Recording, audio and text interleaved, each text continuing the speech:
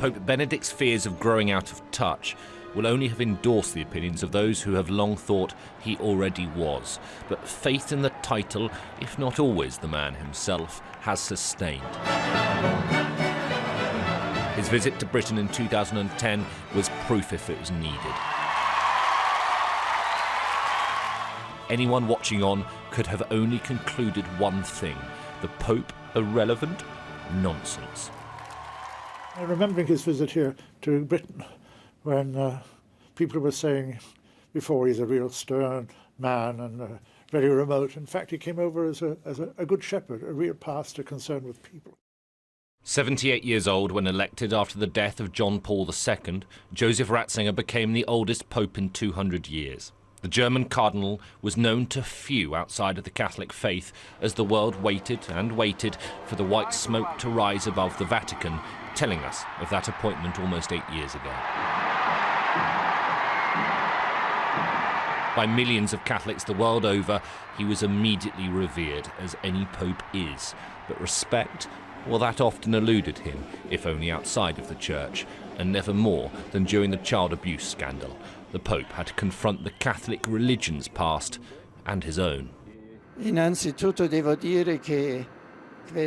revelations were a shock for me, a great sadness. It is also a great sadness that the authorities of the Church were not sufficiently vigilant and insufficiently quick and decisive in taking the necessary measures. But that shock was questioned. Previously in charge of discipline within the Church, he was given the nickname God's Rottweiler. He was accused of either ignoring or covering up the abuse. The Pope called the bishops to Rome, and then subsequently he wrote a letter to the people in Ireland. He said he was very sorry for what had happened, and he wanted to put in place structures which would ensure that this would never happen again.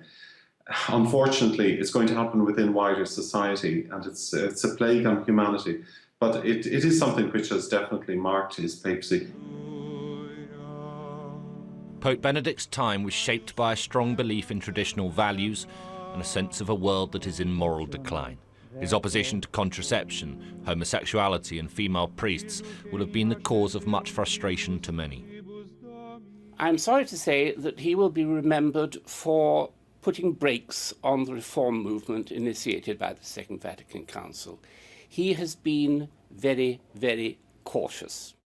But he wasn't completely immune to the whims of the modern world, or at least his advisors weren't. Only months ago, he joined Twitter. The very act of resigning his papacy will have disappointed many and satisfied some. But he has done something that his severest critics would have thought beyond him. He's given in to age and rebelled against convention.